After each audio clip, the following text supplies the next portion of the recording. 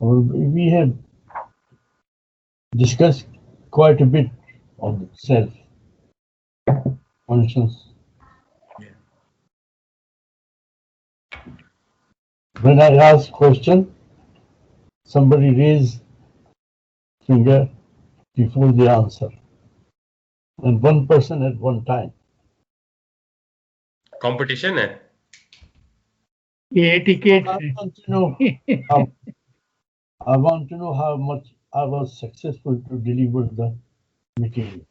अच्छा मैं मोहिब, आता हूँ एक आधे घंटे में वापस. अच्छा मोहिब जुनेद भी यहाँ बैठे हैं तो वो भी इस कंपटीशन में शामिल हैं. That's great. माशाल्लाह माशाल्लाह. That's very nice. चलो भाई मेरी आसानी हो गई.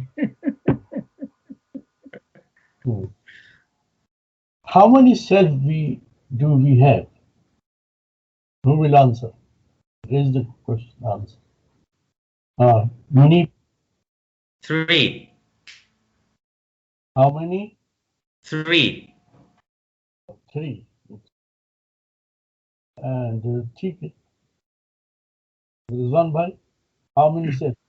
जी है, वैसे तो खैर है एक ही सेल्फ, लेकिन वो 3 हिस्सों में बटा हुआ है. So your answer is there is one self. Ji, which is divided into 3.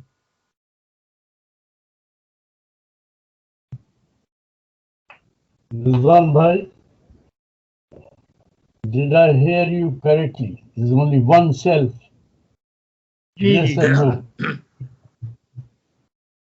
So now you said one self, Munif said 3, Mumuni bhai said 3 self. The correct answer is we have only one self, not 3. Self is only one in the human being. But what happened, according to our action,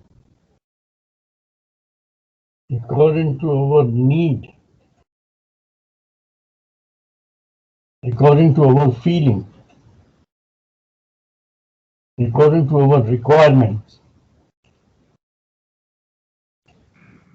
the self act and tell you what are you doing actually. In that sense, the self can tell you when you are doing good things, self will tell you when you are doing wrong things, and self will tell you that is wonderful, you are doing correctly. So self is one, not 3.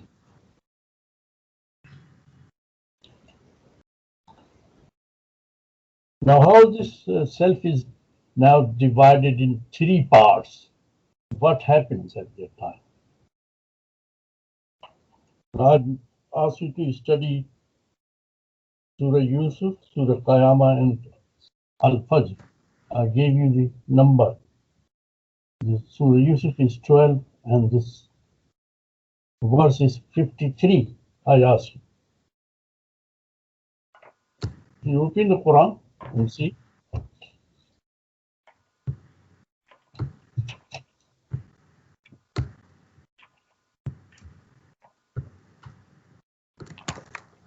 It says, Inna nafsa la ammaratu bisu'i illa ma rahima rabbi. Inna rabbi ghafurur rahim.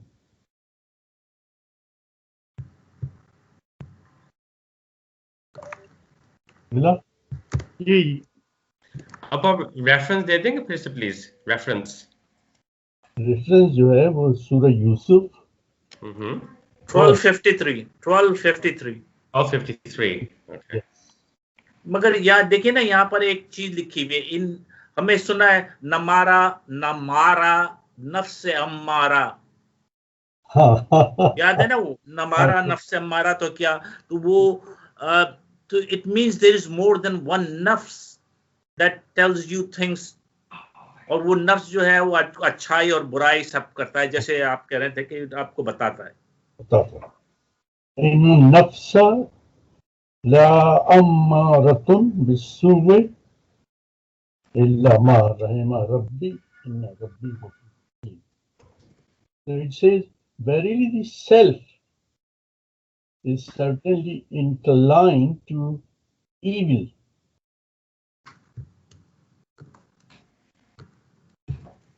English language cannot actually cover the real meaning of the Amara.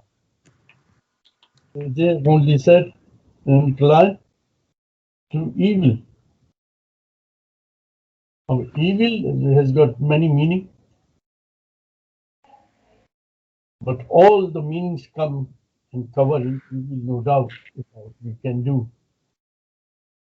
Urdu में आप कह सकते हैं जितने भी आपके बुरे काम हैं उस वक्त नफ्स अम्मारा आप बुरे काम करो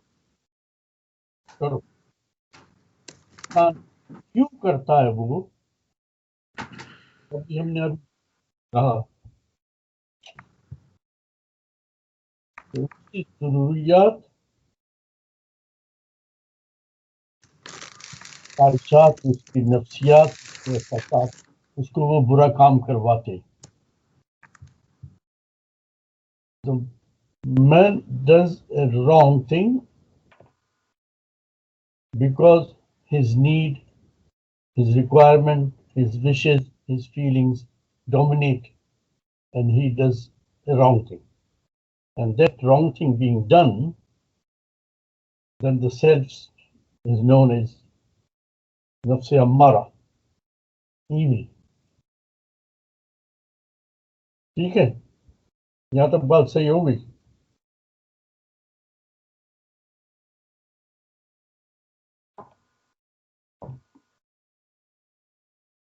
And on the other hand, when you do good things, you do the right things, then yourself tells you you're doing right, which is in Surah Qiyamah 75 verse 2. निकाले उसको या सब इंसानो अल्लन नजमु इजामा. क्या ट्रांसलेशन है जरा इंग्लिश में बता दे, मुनीब बता दे. Wala aqsimu bin nafsil lawama, and I do swear by the self-reproaching soul. It says, I swear by the person nafs lawama, self-reproaching, reproach. Nafs lawama, they have translated self-reapproaching. I don't think it is the right translation. Reproaching का मतलब होता है कि अपने आप को बताना कि हम गलत काम कर रहे हैं. Reproach का ये मतलब है कि हम गलत काम कर रहे हैं, अपने आप को हम ये बता रहे हैं. Self reproaching. हाँ कर सकते हैं. Yes, yes. हाँ, yes. self reproaching का ये मतलब हुआ. So now the second type of our self is the one who says that you are doing okay. Self-reproaching soul. Now, remember, first we said is the one who is evil, which is called evil genius. The second one we said is reapproaching, or we can say conscience. And the third is nafs mutmainna, the one who is satisfied what you have done. It is the 89 and the verse 27. That is correct. Yes, yes. And Allah will say to the righteous, "Oh, tranquil soul." Tranquillity से ट्रंक्विल soul कर दिया उन्होंने. Now do you notice it says soul, not self here? That is important. It says soul.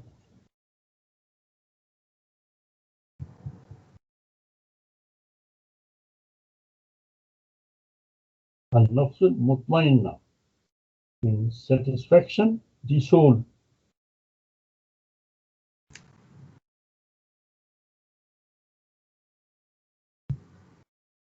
So what happens when you are doing the right thing? Then the self says you are doing okay, and it says that's something satisfactory. You should be satisfied. Although the language in English and Urdu is that the nafs is satisfied. As a matter of fact, nafs is itself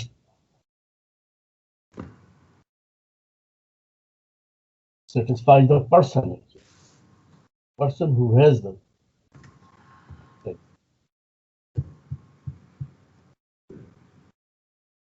Now we discussed the before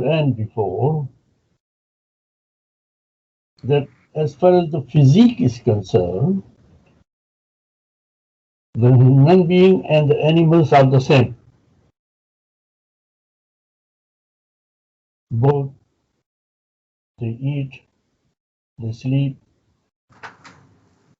they produce children, they feel hot weather, they feel cold weather. Both are the same physically. Once that machinery fails, the animal dies. In the same way, if the machinery of human being fails, human being dies. Both are the same. We have discussed at length. Yes? Yes. Yes, absolutely. Now the question is, and raise hand before answer. What is the advantage of having a self? It puts us Yes. above animals. Yes. Rizwan bhai? जी, it puts us above animals. यानी self होने की वजह से हमें अशरफुल मखलूकात का खिताब दिया गया है. That is what you're saying, that Allah has given the title. What I'm asking, what is the advantage of having self in human being? We have a choice of doing the good things and doing the bad things, good deeds or bad deeds, whereas animals can't do that. Thank you. Munib? Yeah, I think it guides, it allows us to have guided actions. It guides our actions. It allows us to determine and feel whether we are on the right track, whether we're doing good actions or bad actions. So it guides us along our actions during our lives. Everybody has said something. There are two words used. One, because we have a self, the advantage of mankind is, number one, they have a choice, as one bhai said. Two, they are free to act on their choice. One is that they have the choice. The second, they have a freedom. Animals don't have choice and they don't have a freedom. The lion or tiger eats meat.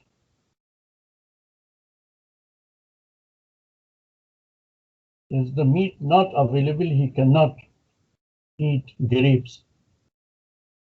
He cannot eat fruits. He has no choice. He has no freedom. A cow eats grass. The cow has no choice. Instead of grass, she wants to taste bathing, very good curry cooked in the kitchen by the mother. Can't. So the animal have no choice and freedom because they don't have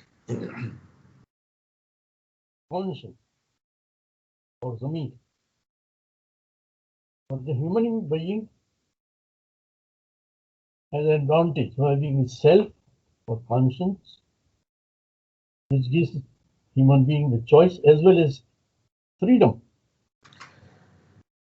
Nazir Ali, they can eat the chicken, but at the same time, as a salad, eating the green and tomatoes and everything, vegetable. Nobody can stop Nazir Ali to eat both things at one time. If they don't have the meat or the chicken, then vegetable, nicely cooked, and you have a vegetable, you have a dal. I tell you, the dal makes really tasty dal. I haven't eaten dal like she makes. I admit, and I enjoy dal. I have a freedom.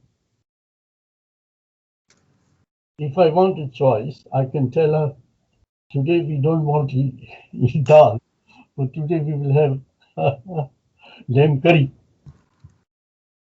So human being has been given advantage by giving the self for two things. One is the choice and secondly is the freedom.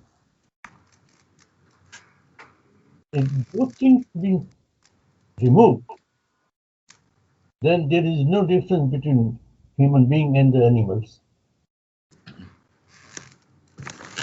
As we discussed just a few minutes before,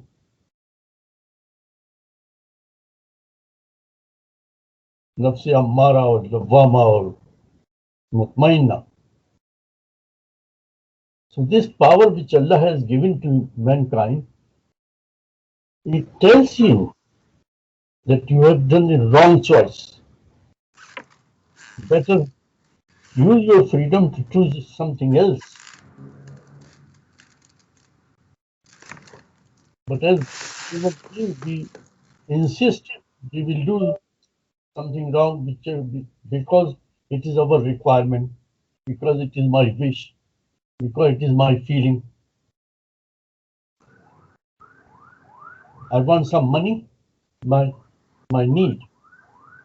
So I deceive somebody, telling lies, and got some money, or stealing some money from somewhere. I feel personally because I was in need of that money and I have stolen it. But inside this power said, hey, you've done wrong.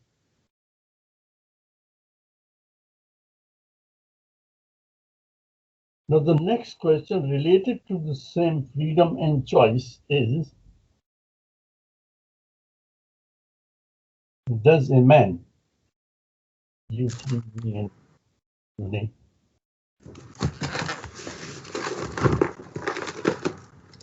he has a self which has different terminology in different languages. We will discuss later on. First, I must discuss. Does our self can lead to understand an absolute right and absolute wrong. Can it do it? Could you repeat the question? Can our mind read? Is that what you're saying? Can our mind or the self or soul, which is giving you the signal that you have done wrong, you have done right, you are satisfied, can this self lead us to understand the absolute right or absolute wrong? Now the answer is no. Munib? I think the answer is yes. I think. Okay, leave it here. My question was, can the self lead us to understand the absolute right or absolute wrong? Now, Rizwan Bhai said no. Munib said yes, and also Munib Bhai said yes. Now think about if our inside, which is self or soul or mind, can lead us to the absolute right and absolute wrong, then we do not need any directions or any prophet at all, because we have already got inside somebody who is guiding us absolutely right and absolutely wrong. Why he sent so many passenger and books if yourself can lead you in right direction? Yes. So now we come to the point, and Munib will note it, that because the self cannot underline, the self or mind cannot lead to understand the absolute wrong or right. That's why Allah said, I will send you the books and I will send you the messengers, and then you will understand what is the absolute wrong and what is right. Yeah, it's true. Munib? I have a slightly different view. My view is that the question was, can man be guided by the self? And my answer was yes, it can be guided by the self, because it has this inherent conscience of right and wrong. Now, the reason why mankind has needed prophets and books is because it has had to be reminded of right and wrong. That's why the Qur'an says in many places this is a reminder for people who think, who understand. So when I've thought about this, I've thought, okay, there is nafs. The reason why we have these three nafs, nafs al-lawama in particular, and nafs al-mutmainna, is because that part of the nafs allows us to recognize if we do something wrong. But history shows us that mankind does get misguided, and therefore books have been needed and prophets have been needed. But it is capable of staying on the right path. It is capable through its innate nature to know what is right and wrong. And because I think for individuals, it sort of depends on which part of the nafs or which part of the nafs we are nourishing, which one we are feeding. If we are always feeding nafs amara, the evil part of the nafs, we will do evil deeds. But if we feed nafs al-lawama, then we will recognize where we do wrong. And I think what the books do and what the prophets have done is to nourish that part of the soul, is to remind us that this is wrong and this is right. So mankind has needed guidance, but its nature is that it can be guided by itself if it is not feeding nafs amara through its environment, through its external influences, through man-made gods, all of these things. But man, by its nature, is able to distinguish between right and wrong. That's my view. We have actually mixed together. We have said both things actually. Either we needed guidance and instruction from Allah so that we can lead our life to the absolute right or save ourselves from the absolute wrong. The self does not guide you. Self only tells you what is wrong you have done, what is correct you have done. Self does not guide. That's the problem. Guidance only is from the Creator. If it had been the self to guide the person to right and wrong, then there was no need of prophets, no need of these books. Remember, self only tells you when you've done something wrong. Self tells you something you've done correctly. But absolute correct, what is absolute correct? Self does not know. For example, somebody is hungry. Now his need is the food, he must have. Then he enters into a house, give a kick to the housewife, give a punch to the husband, both are fainted, and then whatever is cooked in the kitchen, he eats first and then goes away. Has he done right or wrong? That is wrong, but nobody does that. No. They do more than this. Yes, I agree. Many people do that, but it is not because of the book that we know not to do it. It is not because of guidance we know that we should not do it. I think it is naturally we can recognize it is wrong.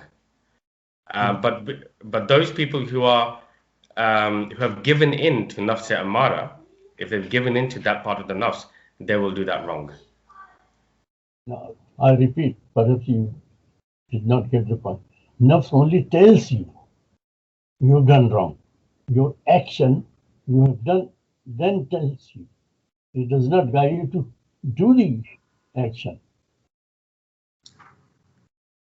If somebody needs money, he enters into the house and he tries to steal, and the resident tries to stop him. He kills them and then get the money out. His self will tell him you have done wrong, but self did not guide him how to do the right thing to have the money. Try to understand. Only it tells you wrong or right, but it does not give you the guidance what is wrong, what is wrong. Now I'll give you an example. Surah number 4, Surah Nisa.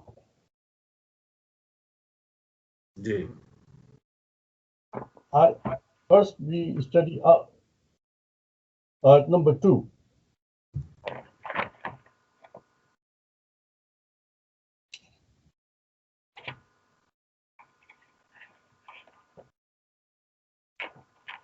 وَآتُوا الْيَتَامَى أَمْوَالَهُمْ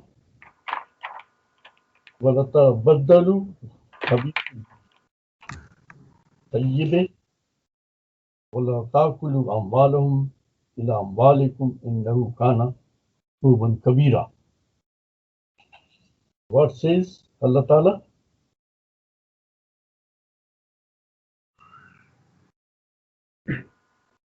ये उर्दू में पढ़ूं या English में? हाँ पढ़ ली, उर्दू में पढ़ ली। हाँ। और यतीमों की माल उनके हवाले करो, ना अपने बुरे माल को उनके अच्छे माल से बदलो, और ना उनके माल को अपने माल के साथ गुट-मुट करके उसको हड़प करो, बेशक ये बहुत बड़ा गुनाह है। आखिरी इसका लफ्ज, आखिरी लफ्ज है, मुनी पे अटेंशन। अल्लाह से इन्नहु काना हुबन कबीरा। क्या है आपका ट्रांसलेशन, क्या है इंग्लिश में? For this would indeed be a great sin. हाँ, sin. Allah says that the orphan has got the wealth and the property and everything. You return them to the orphan and do not mix as well. If he has got some items which can be replaced by old or new, Allah says, no, don't do it. Because for your comfort and for your need or for your feelings or your requirement, you think it is easy for us to keep the property or the items of the orphan, and we will return when time comes. And Allah says, don't do it. Whatever is the original items were, do not mix with the old ones. And also return his money as well as property. Otherwise, you don't do it.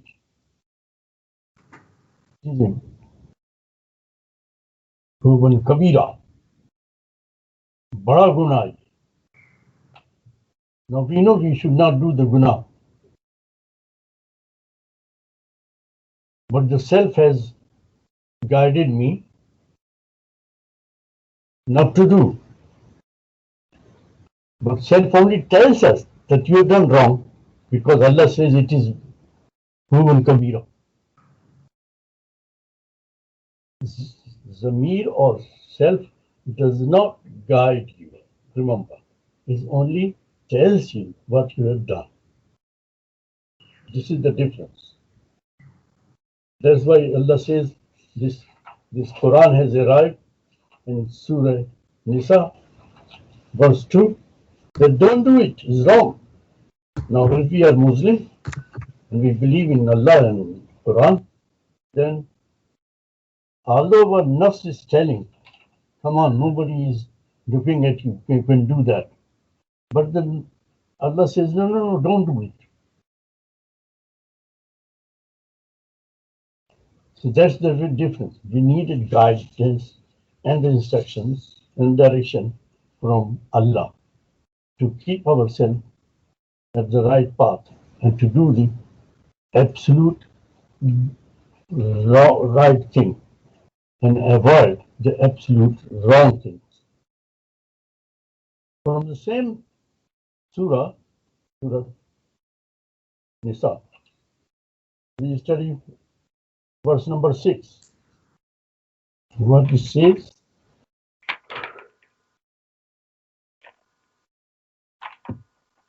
وَابْتَلُوا الْيَتَامَى حَتَّى إِذَا بَلَغُوا النِّكَاحَ. Yes. فَإِنْ نَسْتُمْ مِنْهُمْ رُشْدًا فَادْفَعُوا إِلَيْهِمْ أَمْوَالَهُمْ وَلَا تَأْكُلُوهَا إِسْرَافًا وَبِدَارًا أَنْ يَكْبِرُوا وَمَنْ كَانَ غَنِيًّا فَلْيَسْتَعْفِفْ وَمَنْ كَانَ فَقِيرًا فَلْيَأْكُلْ بِالْمَعْرُوفِ فَإِذَا دَفَعْتُمْ إِلَيْهِمْ أَمْوَالَهُمْ فَاشْهِدُوا عَلَيْهِمْ وَكَفَى بِاللَّهِ حَسِيبًا. Now, test the competence of the orphans until they reach a marriageable age. And then if you feel they are capable of sound judgment, return their wealth to them.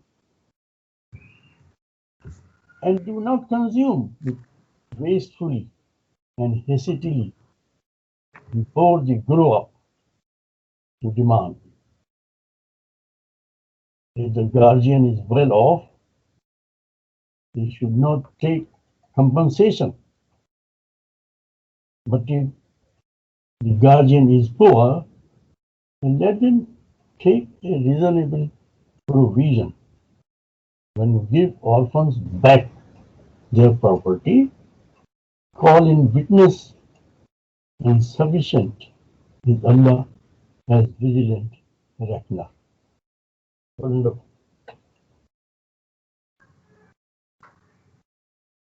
Now, what is the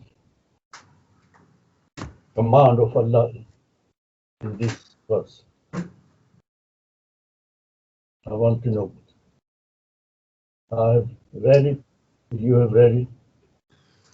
What Allah is saying here? It's mainly about the wealth of orphans, which their guardians are looking after, and is talking about how not to waste that wealth of the orphan, and to return it to them when they are mature enough and they have sound judgment. So, that's one of the aspects of this verse. You say, but what is exactly the lesson we learn from this verse? What it says? Translation is all right, we have studied. What is the lesson we learn from?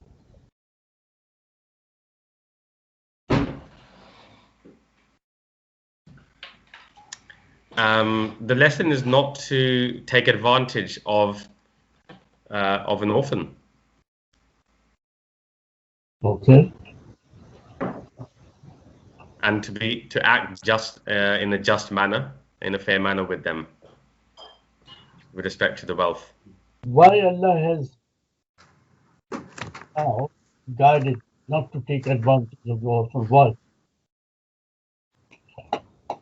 This is what I wanted to prove, that our nafs and our self is not any guide what is wrong, what is right. It tells only what is wrong, what is right. Only it's Allah actually guided now. That what you should do when you have the responsibility to care an orphan, and the orphan has got his property and wealth and everything. So do not give any responsibility to the orphan until he is a mature person who can count. The word is count here. Who can count and take care of his property and the wealth. Yeah.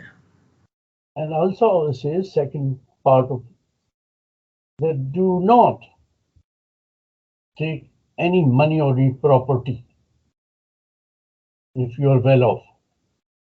Meaning you will spend money on his education, you will spend money on his food, you will spend money on his living and everything. Do not deduct these expenses from his wealth. Now Allah is guiding us that remember your responsibility you have taken to care an orphan and his parents has left property and the wealth, everything. But do not take advantage.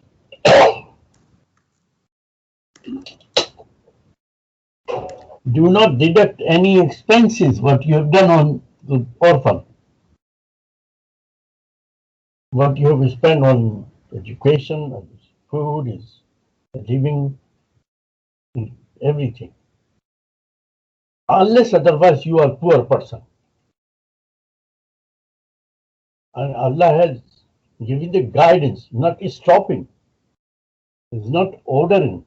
It's only guiding that in such a situation, if you are poor, then you can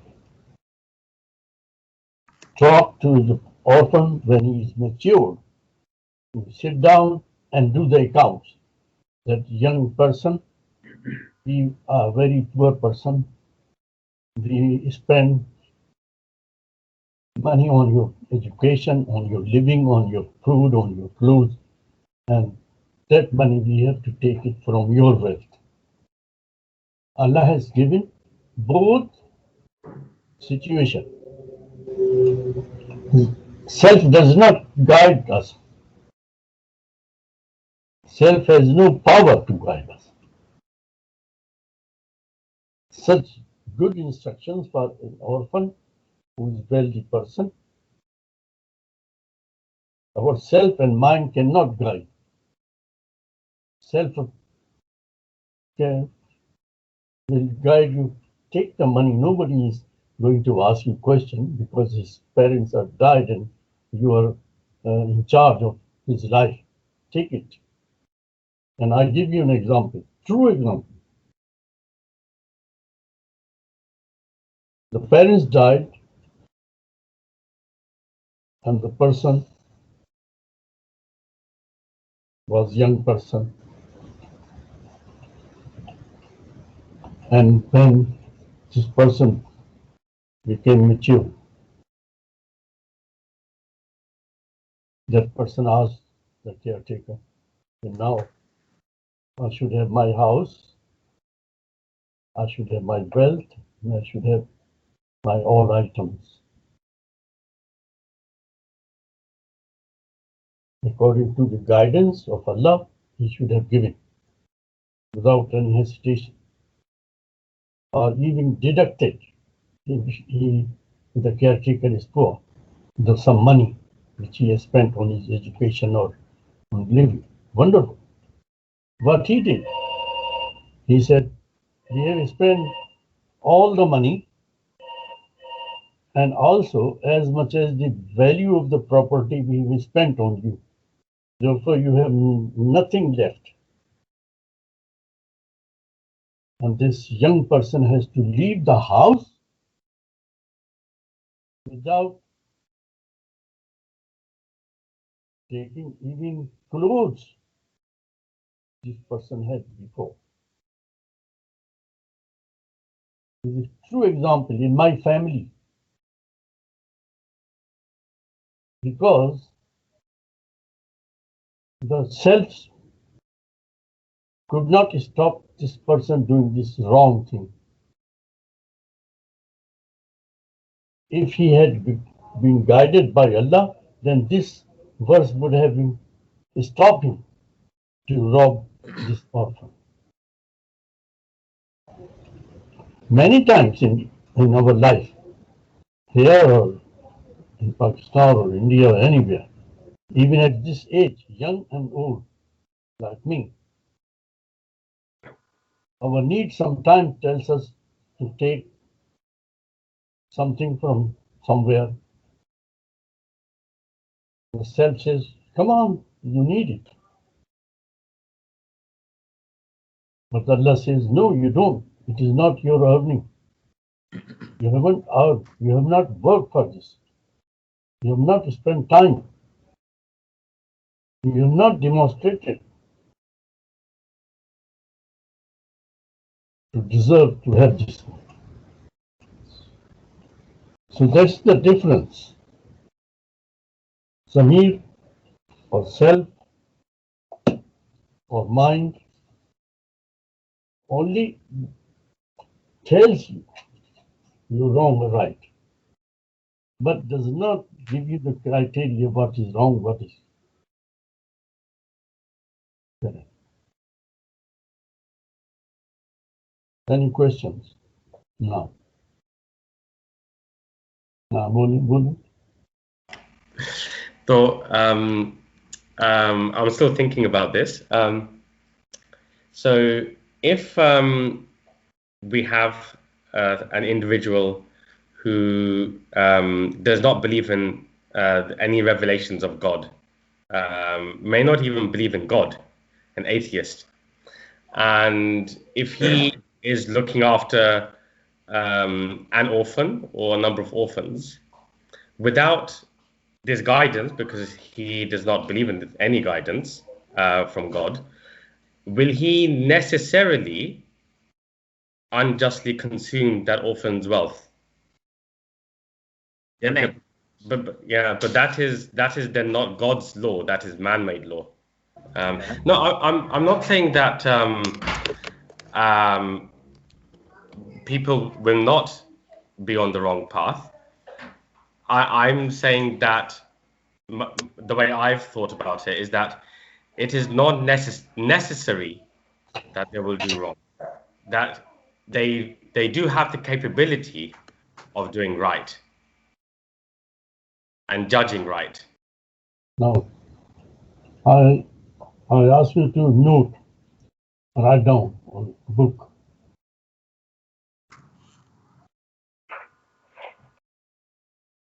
Self cannot give you any directions. Only will tell you you've done something wrong. But when you are so much habitual doing wrong things, then time comes the self stop telling what is wrong. It is covered completely by your sin. And you stop telling what is wrong. People who are doing business and they are telling lies and cheating the customer, and they are growing very fast. They have one business, they have two businesses, they have more businesses. By cheating and deceiving the people, their self has stopped telling them that they are doing wrong. So they continue. But if somebody follows the guidance of Allah, then will not continue deceiving and cheating the people. Will say, no, no, Allah says, I will not tell lies, I will not tell lies. And the self or the mind will be alive to tell the person that you are doing very well.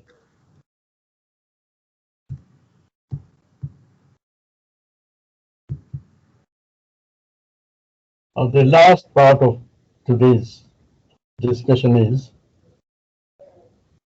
now as we know that the animals don't have this self, but human beings they have got. Now what happened when you will study a little bit more about self and the mind, and you will find that they use different words. Like I read these two or three verses. At one place they have used the word self. As second one they have used the word soul. So these words are used. जो चीज बयान करना शुरू से नफ्स भी जब हमने कहा ग्रीस यूनान Greece is, they were the most advantageous nation in the world at present. Most advantages. They have knowledge, they have practical example, they have built buildings, they have their theories in philosophy of life. And they are still dominating in the present time, either as England or United States or Pakistan or India. Still they are dominating their philosophy and their teaching. So what they call it, the Greece called soul. The soul word for your zamir or self is given by Greece. It's called soul. In Arabic language,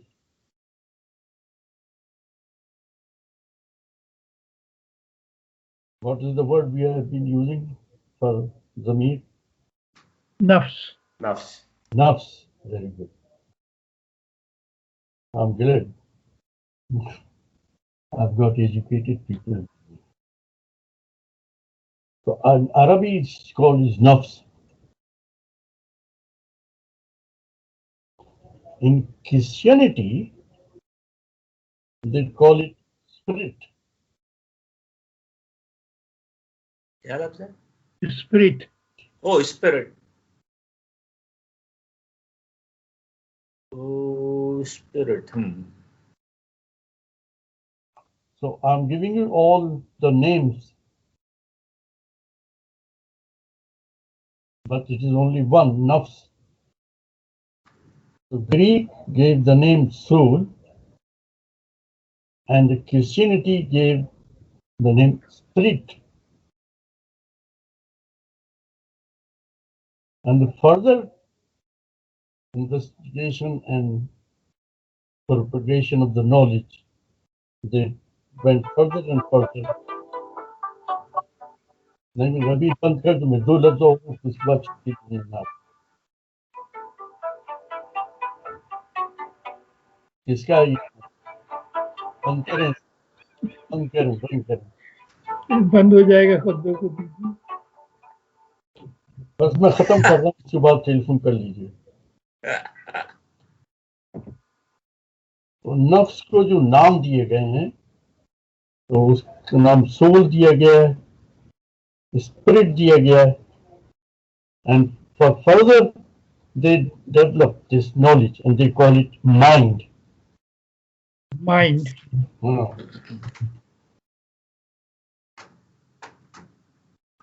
And they did further investigation about this nafs. Then they find a very funny word, psyche. They said it is psyche. आदमी सोच लेता है Psyche. Yes, psyche. Psyche. Psyche.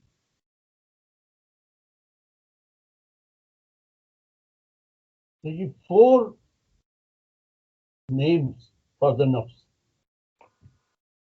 If somebody says, it is my mind telling me to do such and such thing, my mind is satisfied, I have done correct. Mind does not accept. Mind. I don't mind to have a cup of tea. I don't mind to give you company. The mind is the nafs actually, is the self. And sometimes they say it is psyche. Otherwise they say it is a soul.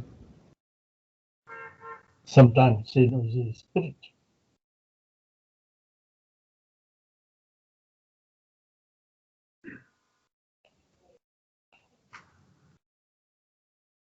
How is that? We call it a day now.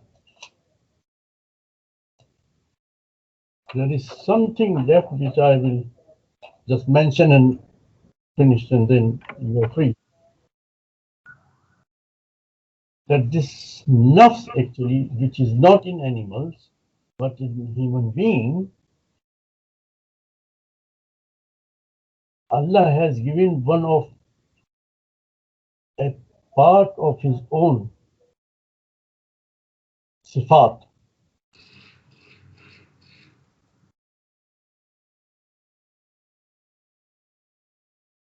अंग्रेजी में क्या कहेंगे?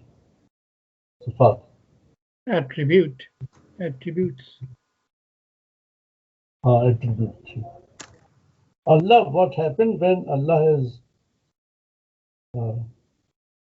created human being, then Allah has given very small part of his attribute to mankind, but not to animals. And this attribute, a part, very small part,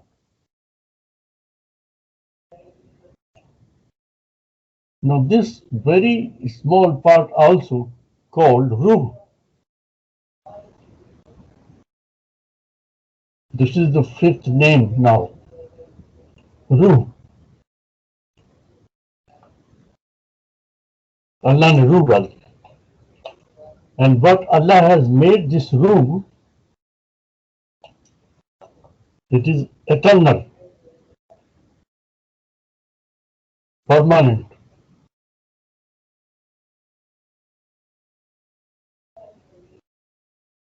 The human body can be destroyed, but this, because it is Allah's attribute, which is a very small part of Allah's attribute, does not die.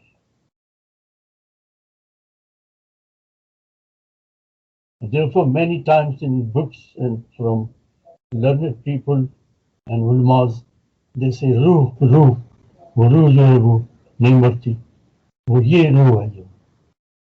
It continues to live until such time when it is the judgment day. The mankind will be given this ruh again, and they will be alive, and Allah will give the body as well, and the mankind will be asked questions.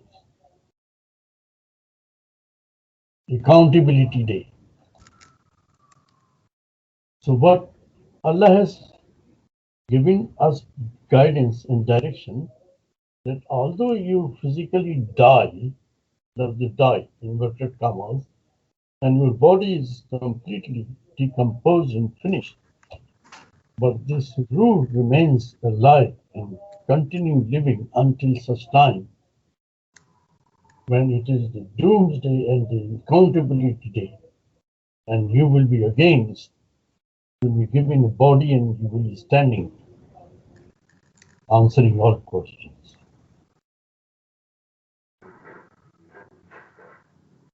So either it is a mind, or it is a self, or it is a spirit, or it is a soul.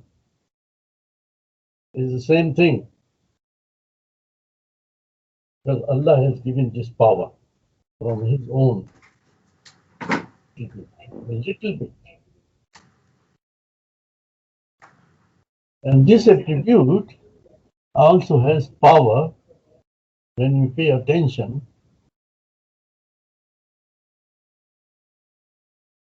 to talk to Allah and listening the answer as well. Although you cannot see Allah, you can listen. Yes, your soul will give you the answer because it is Allah's part. When you are doing prayer with the bottom of your heart and you feel something has come back, you feel it. Allah ne sun liya. Thank you very much for listening. It's great. Thank you very much. बहुत बहुत शुक्रिया, बहुत अच्छा था. So kind. أفلا يتدبرون القرآن